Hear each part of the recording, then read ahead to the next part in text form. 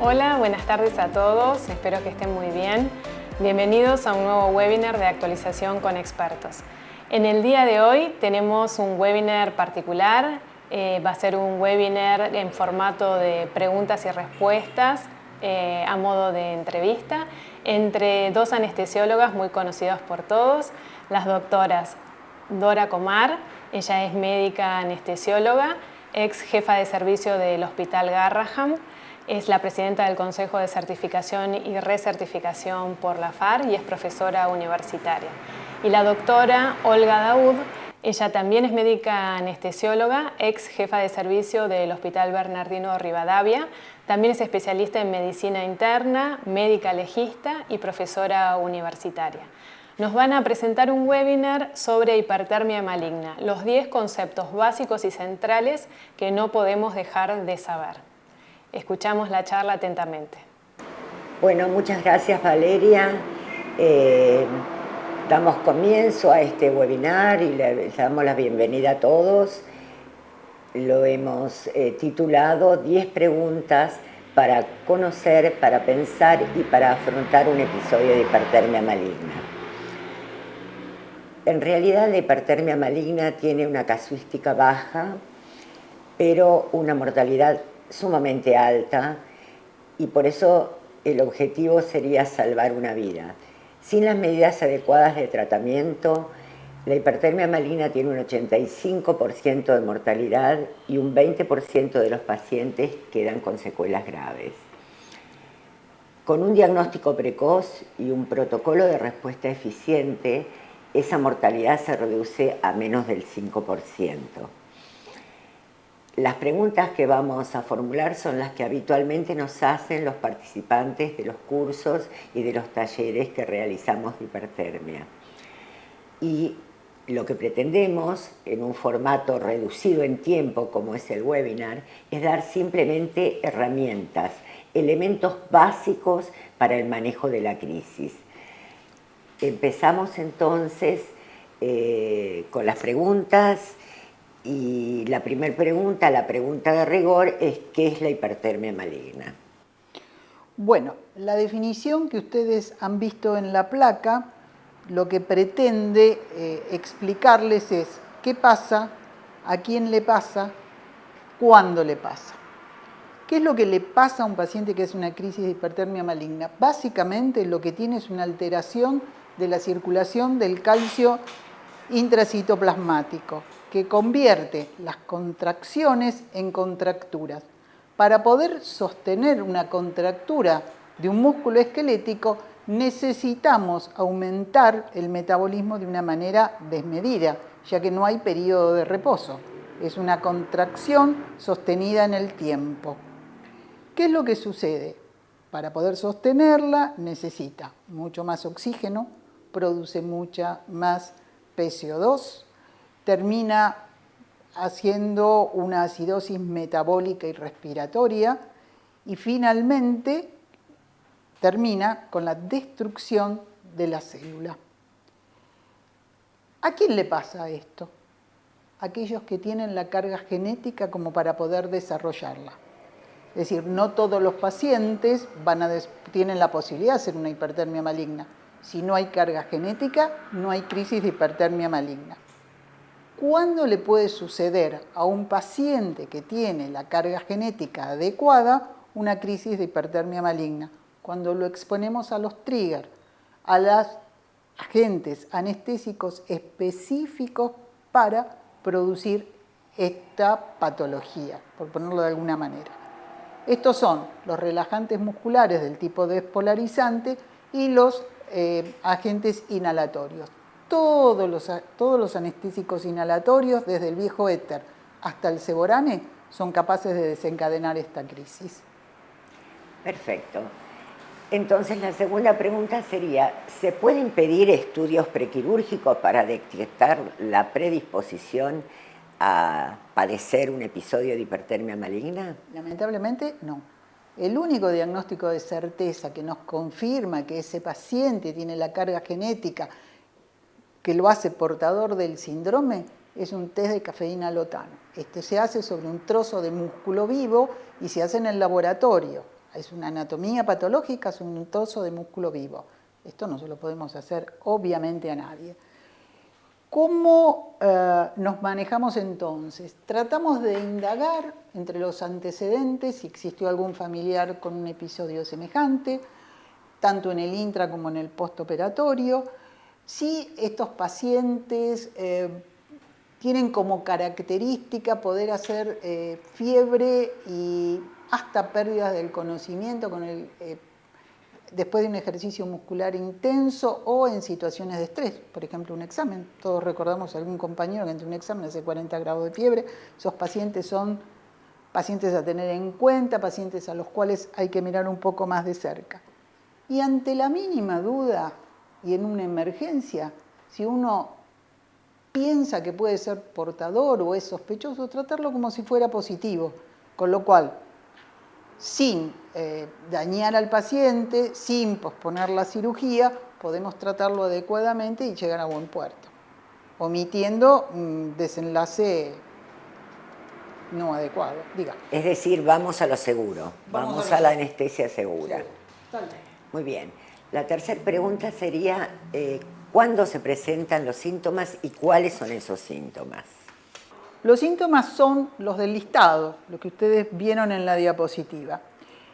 Estos síntomas, que son básicamente los más importantes, los que realmente, primeramente, en principio nos van a alarmar, son el aumento de la PCO2 a niveles insólitos, es decir, estamos hablando de PCO2 80, 90, por arriba de 100, un aumento de la frecuencia cardíaca a valores también ridículos, 120, 140, puede haber arritmias de cualquier tipo, incluso paro cardíaco, y estas son clínicamente los signos de alarma que vamos a tener cuando la crisis comience a desarrollarse. Todos los demás síntomas, que son acidosis metabólica, acidosis respiratoria, aumentos del potasio, los vamos a tener cuando mandemos a analizar al laboratorio. Cuando tengamos un análisis de laboratorio, los signos clínicos que nos tienen que alarmar son estos. Y hay algo que se agrega, que también es bastante patognomónico de las grandes crisis, la piel marmórea. Uno va a tener un paciente que va a estar marmóreo, transpirado, con mucha taquicardia, aumento de la PCO2, y ese paciente se parece a una sepsis. Y ustedes dicen, pero si estamos hablando de una hipertermia, ¿no tenemos fiebre? Sí, tenemos fiebre. Pero si tocamos al paciente, no la vamos a sentir, porque al perspirar tanto y estar tan vasocontraída la piel, este signo no es clínico. Hay que ir a buscarlo y recuerden que tienen que ir a buscar temperaturas centrales. ¿Estos síntomas son siempre iguales? No. Esto se da en la gran crisis, en la crisis que se desata violentamente. Estos mismos síntomas de forma amortiguada o en forma parcial de presentación pueden suceder en cualquier momento y ahí sí se nos dificulta muchísimo el diagnóstico. ¿Cómo podemos establecer alguna pauta de aproximación con la duda a un diagnóstico más o menos certero? Existe una tabla, que es la que ustedes están viendo en pantalla, que les va a permitir puntuar los síntomas que están teniendo, sumarlos y ver si realmente esa sumatoria de síntomas pueden corresponder o no a una hipertermia maligna. Fíjense que esto es bastante subjetivo, no tiene que ser taxativo y es a consideración del anestesiólogo, porque ahí dice aumento de la temperatura según el criterio del anestesista, aumento de la frecuencia según lo que el anestesista considere que no es normal. Y fíjense en que esto es una aproximación, porque a 0 puntos le diría que casi nunca esto va a ser una crisis de hipertermia maligna, con 50 puntos le va a decir que es probable que sea una crisis de hipertermia maligna. Porque vuelvo a recordar, la única manera de saber si el paciente ha hecho una crisis de hipertermia maligna es a posteriori con un test de cafeína local. Estos síntomas tienen distinta magnitud y distintos momentos de aparición. Pueden ser en el intraoperatorio, al comienzo, en general son violentas, con mucha contractura muscular asociada y es a expensas de haber usado succinilcolina. En el transoperatorio es entre la hora y media y 2 horas de la cirugía, a expensas, vamos a decir, de los agentes inhalatorios, y es en general las formas solapadas, amortiguadas de difícil diagnóstico. Y también le vamos a tener que agregar las formas del postoperatorio. Estas se desencadenan entre las 18 y las 24 horas de haber finalizado el acto quirúrgico, tienen los mismos síntomas, aquí sí, se instalan muy lentamente, de una forma solapada, de evolución a través de los días, y en general tienen el mismo final ominoso que la intraquirúrgica. ¿En cuánto tiempo? Y yo les diría que entre el 4º y el 7º día de haber comenzado con la crisis. ¿Correcto? Bueno, ¿respondí? Perfectamente. En realidad podríamos decir que en las formas mayores de presentación del cuadro clínico de hipertermia maligna el diagnóstico es bastante fácil porque todo es exagerado, absolutamente todo es exagerado y visible. En las formas menores en realidad puede prestarse a confusión y es allí donde tenemos que esperar por lo menos los estudios de laboratorio como para saber cómo estamos encaminados, independientemente que ya hubiéramos iniciado el tratamiento. Bueno, continuamos con la otra pregunta. ¿Y qué es lo primero que debo hacer cuando se presenta el episodio? La gran pregunta. La gran pregunta. Como ustedes ven, no es tan fácil de decir es una hipertermia maligna y además cuando uno la vive y la mira, no puede creer que eso le esté pasando. Uno piensa de que no es real y de que está pasando cualquier otra cosa. Lo primero que tenemos que hacer es deshacernos de ese preconcepto. Porque lo esencial de esta charla es que les quede muy claro que ante la duda se inicia tratamiento. Esto es central porque si ustedes no proceden rápidamente, lo probable es que el paciente se les muera. Entonces, lo central es la duda, se trata. Y pedir ayuda. Ustedes van a tener que establecer una serie de medidas terapéuticas, tanto para yugular los síntomas y para tratar en definitiva la enfermedad con la medicación específica, que son demasiadas cosas que hay que hacer en forma simultánea. Una persona sola no puede ser. Aunque ustedes tengan un técnico de anestesia, no les van a alcanzar las manos. Pidan ayuda, porque es muy importante tener quienes los apoyen en este accionar. Tienen, para hacerlo de manera ordenada y no olvidarse de ninguna de las acciones mínimas necesarias para salvar la vida del paciente, porque acá nos estamos jugando realmente la vida del paciente, es tener un protocolo estandarizado, conocido, preparado, ensayado antes de tener el problema. Y de esto lo vamos a explicar un poquito con este protocolo. Perfecto, muy bien. El protocolo de tratamiento va a ser explicado, pero por otra parte también vamos a tener flyers que normalmente se utilizan en los quirófanos como ayuda a memoria para que cualquier persona, teniendo en cuenta que existe toda una situación de caos donde se mezclan las emociones, la incertidumbre, las dudas diagnósticas, etcétera, etcétera, a veces no se sabe cómo iniciar el protocolo para que este sea eficiente y por lo tanto eso va a poder ser fácilmente leído en los diferentes quirófanos donde se esté actuando. Bueno, entonces vamos al protocolo de tratamiento, que sería... Lo primero es saber, conocer la enfermedad, que ya más o menos digamos que estamos ubicados, tener los elementos necesarios para tratarla, ¿no es cierto? Y saber cómo usarlos. Es decir, conocer, saber, usar. ¿Qué es lo que tenemos que tener? Todos los elementos que vamos a necesitar, las bolsitas, desde los más mínimos, la bolsita para el hielo, el recetario para pedir el análisis con el frasquito adecuado para pedirlo, porque lo que nos sucede es que mandamos sangre en un frasquito que nos dicen que no sirvió. Es decir, tener todo preparado, ¿no es cierto? Tener medicación, es decir, de estas pequeñas cosas a lo dramático y central que es tener el dantrolene, que es la droga esencial para revertir este proceso. Habíamos empezado esta charla diciendo que esto es una alteración en la circulación del calcio. Lo que hace el dantrolene es ordenar esa circulación del calcio dentro de la célula. Esto es central, hay que tenerlo a disposición y hay que tener a disposición la cantidad de dantrolene necesaria para el tratamiento completo e iniciar todas las acciones que nos aseguren disponer de la droga para continuar en el tratamiento, en el postoperatorio, en aquello que sea posterior a la crisis en sí misma. Habíamos hablado de que había muchas tareas para desarrollar en forma simultánea.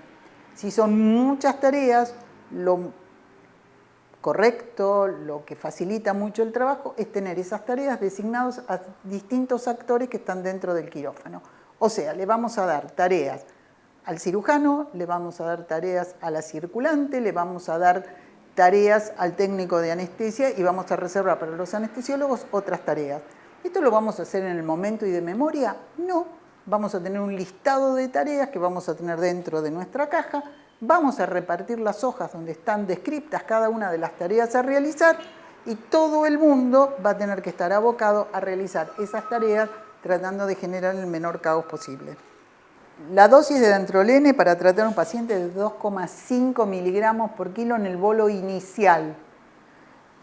Cada frasco de dantrolene va a venir con 20 miligramos de dantrolene, o sea que les alcanza para un poco menos de 10 kilos de paciente.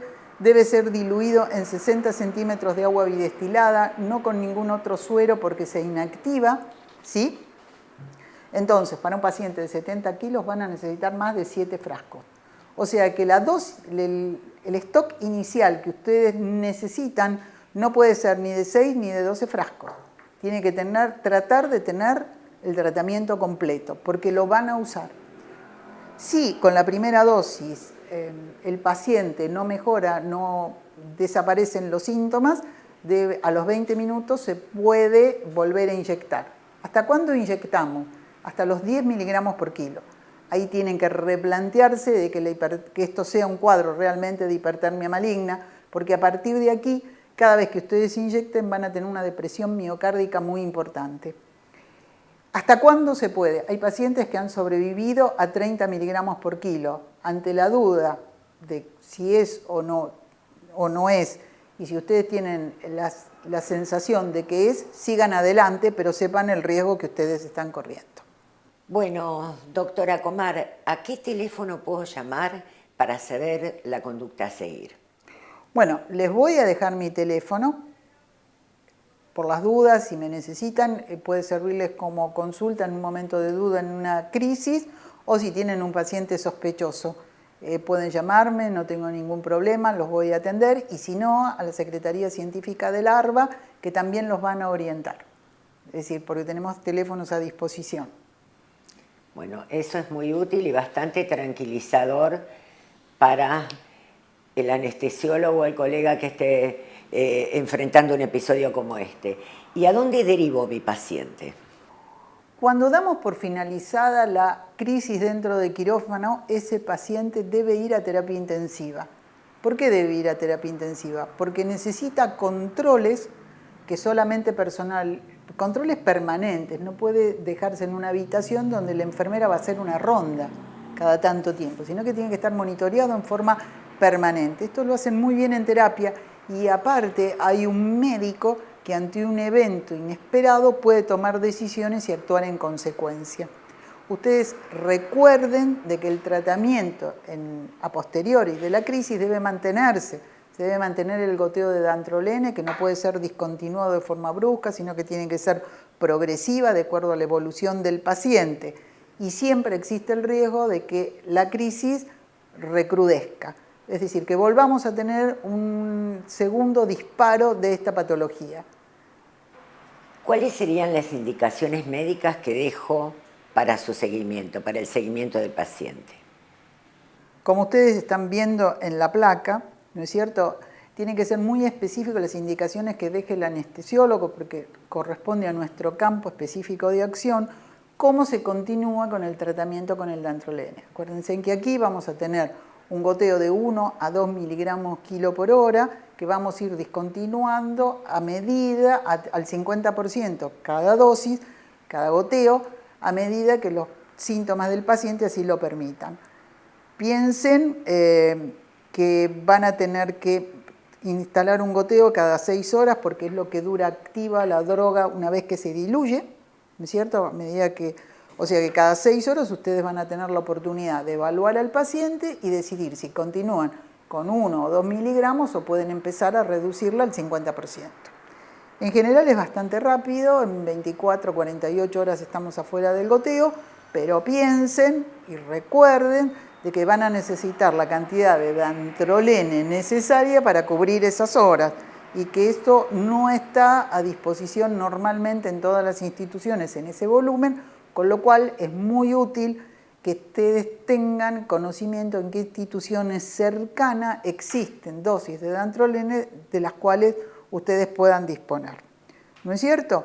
Hay que dejar muy en claro en la terapia intensiva cuáles son los síntomas de recrudescencia de la crisis, que son exactamente los mismos que cuando se desencadena, solamente que van a ser con menor magnitud y en forma más lenta. Y hay un detalle que los pacientes tienen muchísimo dolor muscular y que solamente puede ser yugulado con morfina. No empiecen con AINE o algún otro tipo de analgésico porque realmente no van a obtener resultados. Y dejen siempre el teléfono para que los puedan contactar. Es decir, por favor, no se desentiendan del paciente porque esto puede dar pie a reclamos legales a posterioridad. Bueno, ¿a dónde y a quién comunico el caso? Sería buenísimo que entre todos comenzáramos a tener una base de datos. Yo le pediría que lo comuniquen a la Secretaría Científica de ARBA, así vamos comenzando a poder agrupar a los pacientes y sobre todo detectar a las familias. Yo tengo familias enteras detectadas, entonces ya sabemos que si tenemos un miembro de esa familia y consultan al banco de datos, pueden orientarse rápidamente para tener alguna aproximación a saber si ese paciente puede ser o no portador de la enfermedad. Sí, yo creo que el tema del subregistro es una de las falencias más importantes que tenemos nosotros a nivel institución respecto a hipertermia maligna, porque el reporte de casos es escaso, ya sea porque no se ha diagnosticado oportunamente y eventualmente no se ha realizado tratamiento, o porque sí se ha diagnosticado pero simplemente ha quedado registrado en la historia clínica de la institución donde se realizó la práctica, pero nunca se reportó a la asociación para que esta comisión, que para eso está, comience una estadística más fidedigna, sobre todo de identificación de familiares, que sería la finalidad última. Exactamente. Más importante. Muy bien. Ahora yo te voy a, ya que empezamos a hablar de los reclamos legales, yo te pediría qué recomendaciones médico-legales nos darías como para estar más, no sé si cubiertos del reclamo, porque esto no va a ser posible, pero sí por lo menos en condiciones de poder afrontarlo de una manera digna. Bueno, las recomendaciones médico-legales que lamentablemente no se siguen al pie de la letra en todas las circunstancias, pueden aplicarse a cualquier evento crítico, a cualquier incidente, a cualquier complicación que se presente en quirófano. Cualquier evento inesperado que se presente en un quirófano, muchas de estas recomendaciones legales pueden aplicarse. Y empiezan, es todo el perioperatorio, empiezan desde el preoperatorio, empiezan desde el momento mismo de la visita preanestésica. El hecho de no tener un consultorio de preanestesia en la institución no nos exime de la responsabilidad de realizar el preanestésico. Bajo ningún punto de vista. Es importantísimo en esa ficha de evaluación no omitir los datos positivos de diagnóstico. La realidad es que todo lo que no está escrito en legal no existe. No se debe prescindir de una buena anamnesis. Una buena anamnesis, sobre todo en la población de más alto riesgo reportado, que es el adulto de sexo masculino, mejor dicho, el joven de sexo masculino, el niño, aquel que va a ser operado de diferentes patologías que son las de mayor reporte de incidencia de hipertermia maligna, como pueden ser malformaciones musculoesqueléticas, diabéticas, escoliosis, estrabismo, hernia, cirugía traumatológica de urgencia. Todas esas pacientes deberían ser interrogados de una forma mucho más minuciosa, que además lleva minutos en realidad. Se trata de recabar los datos personales del paciente y los datos de la familia, si hubo algún tipo de incidente. Claramente que si tenemos CPK o un test de cafeína lotano positivo, ya lo tenemos como seguro. Pero en otros casos simplemente la familia relata incidentes relacionados con la anestesia general y ahí tenemos que tener una alerta para la conducta a seguir. Por eso nunca hay que subestimar las referencias del paciente. Otro tema es el consentimiento informado. No es lo mismo un consentimiento firmado que es simplemente una hoja preimpresa que se le dice al paciente firme acá, que un verdadero consentimiento informado donde se da todos los datos necesarios que requiere el paciente para saber qué debe afrontar a la hora de una cirugía. Y qué posibles complicaciones o eventuales complicaciones pueden suscitarse. Además, es importantísimo, y lo vamos a seguir enfatizando, no olvidar informarnos si existe dantrolene dentro de la institución donde vamos a realizar la práctica. Si no existiera, tenemos que tener, previo al inicio de la cirugía o de la anestesia, del acto anestésico, un informe clarísimo de qué lugar nos puede proveer el dantrolene. No solo los primeros 12 viales de dantrolene, sino los necesarios para el mantenimiento y para el posoperatorio del paciente en la terapia intensiva. Es decir, siempre tener previsto si existe dantrolene en la institución o dónde lo podemos conseguir. ¿Puedo agregar algo? Claro. Es muy común que sepamos dónde está, pero no sepamos cómo acceder. Sería importante que también supiéramos quién es el dueño de la llave del armario. Sí, es fundamental. Porque por ahí uno sabe que está en tal institución, pero uno empieza a llamar y nadie tiene idea ni de qué estamos hablando. Entonces, no solamente la institución que lo tiene, sino quién es el dueño de la llave que lo tiene. Sí, bueno, es muy, es importante, es lo más importante en realidad. Respecto al intraoperatorio, lo dijimos desde el principio, no demore el diagnóstico. Ante la duda, inicie el protocolo. Un diagnóstico precoz puede ser la diferencia entre la vida y la muerte. No vacile en solicitar pronta ayuda, que lo hemos dicho varias veces. Primero se informa a los cirujanos del equipo. Una vez informados a los cirujanos del equipo y se les pide colaboración para iniciar todo el tratamiento, todo el protocolo, inmediatamente se intenta llamar a algún colega si lo hubiera dentro de la institución. Si no hubiera otro colega en la institución, que sería lo ideal, en realidad llamaremos a todas aquellas personas que tengan un mínimo de entrenamiento dentro de lo que es la actividad anestésico-quirúrgica para que nos puedan dar una mano en este complejo operativo que implica muchos pasos diferentes.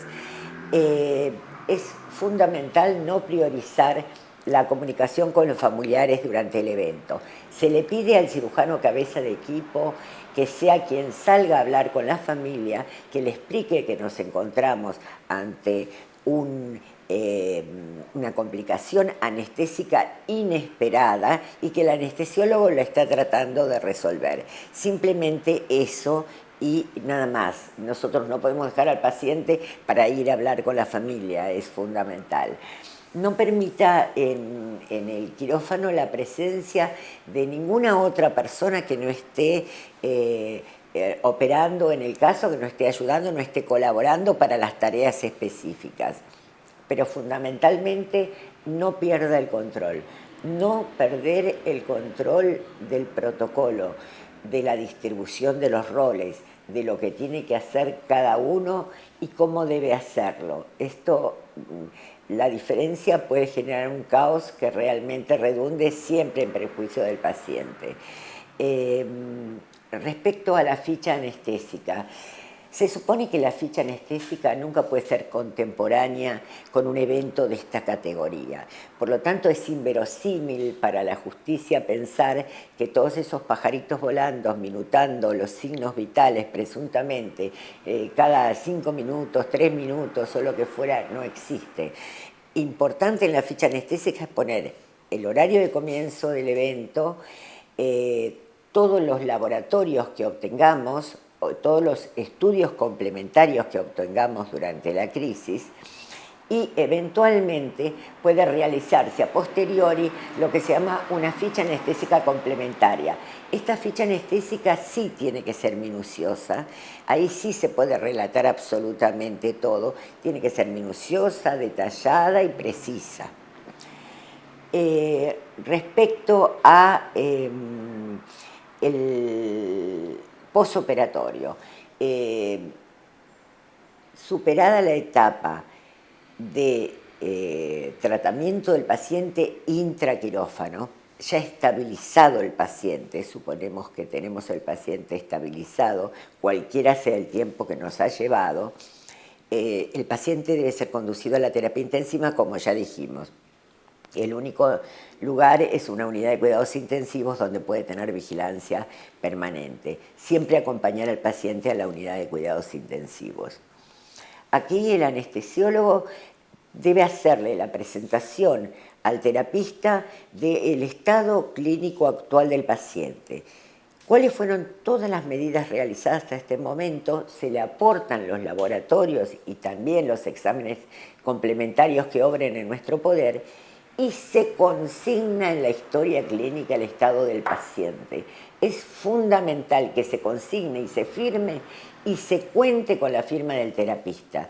Eso va a evitar equívocos posteriores de cómo, que ya los hemos tenido muchos, de cómo llegó ese paciente en realidad a la terapia intensiva. No se debe omitir nunca todas las indicaciones a partir del momento que el paciente comienza su nueva etapa, digamos, de recuperación en la terapia intensiva. Todas las indicaciones del mantenimiento del dantrolene, todas las medidas terapéuticas de las cuales ya hablamos, el tratamiento de dolor, etcétera, etcétera. Terminado todo esto, es necesario que el anestesiólogo deje su teléfono a disposición en terapia intensiva para que pueda ser llamado y consultado ante cualquier eventualidad. Porque hay que recordar que el paciente es nuestro desde el momento que ingresa a quirófano hasta que definitivamente tiene el alta. El paciente no puede quedar en el libre albedrío de diferentes colegas o ir pasando por distintas manos sin que el anestesiólogo que estuvo en la práctica donde se produjo el incidente siga conectado con el mismo y siga disponible para cualquier tipo de consulta que se le pueda hacer. Esto tiene que ser siempre así, registrado el número telefónico. Y posteriormente convocada a la familia. Convocada a la familia. ¿Puedo hacerte una pregunta? Sí, bueno. ¿Es importante dejar registrado las visitas que uno hace a la terapia intensiva a posterioridad del evento durante el transcurso de la recuperación? Es fundamental, es fundamental. De alguna manera dan cuenta de que existió un seguimiento, de que existió un interés en el bienestar del paciente. Es un imperativo ético, es un imperativo legal y es un imperativo moral, digamos. Sigue siendo nuestro paciente quien sufrió la complicación, no es el paciente de ninguna otra persona. Entonces, todas las veces que se pueda dejar registrado y el estado en el que se encontró, es muy importante. Como conclusión, ¿podrías estar de acuerdo, te parece bien, que digamos que lo importante es diagnosticar precozmente y tratar precozmente, teniendo en cuenta de que si uno duda, no perder tiempo y tratar? Segundo, continuar el tratamiento después de la crisis, porque si uno finaliza el tratamiento con la crisis, con lo que uno cree que ha dado de alta, corre el serio riesgo de repicar la enfermedad. Es decir, el tratamiento se debe continuar aún en la terapia intensiva. es muy importante alertar a la familia de qué es realmente lo que pasó, no simplemente por el hecho en sí mismo, sino por las consecuencias familiares que tiene esta patología. Es decir, que todos los miembros de esta familia pueden ser portadores de la enfermedad y debe correrse una alerta, no solamente al ascendiente y al descendiente, es decir, abuelos y hijos, si fuera un adulto, sino también los colaterales, primos y tíos.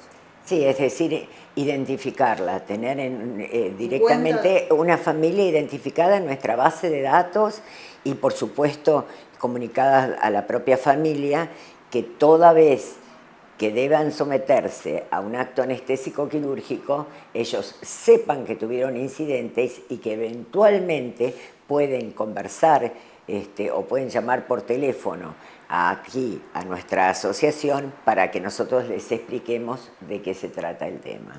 Y como final, recordar que el paciente es un paciente con una patología provocada por un agente anestésico del cual no nos podemos desentender y tenemos que seguirlo hasta la alta definitiva de su enfermedad, no del quirófano, no de la terapia intensiva, sino hasta que demos por finalizado todo el evento, que va más allá de estos tramos que son el quirófano y la terapia. Bueno, perfecto. Creo que de alguna manera ya podemos agradecer y esperar que realmente esto les dé algunas herramientas, como dijimos al principio, no solo para pensar en hipertermia maligna, sino para tener un manejo más adecuado. Nosotros sostenemos como premisa que solo se diagnostica aquello en lo que se piensa, y se piensa en aquello que se conoce. Así que hoy esperamos que hayan conocido un poco más del tema. Muchas gracias. Gracias. Bueno, la verdad que estuvo muy entretenido este webinar. Si bien esta patología tiene una frecuencia muy baja, lo cierto es que siempre es importante refrescar los conceptos importantes a tener presentes en el manejo de la crisis. La doctora Comar muy amablemente se dio su teléfono para que puedan realizar consultas ante cualquier duda o cualquier situación de crisis.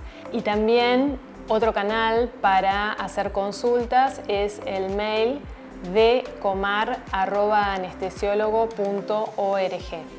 La charla va a estar subida próximamente en la página web de ARBA, donde van a encontrar en el portal científico y tecnológico el grupo de interés especial en hipertermia maligna, y allí también van a encontrar el manual de la asociación para el manejo de la crisis. Pueden descargarlo o pueden mirarlo directamente a través de la página.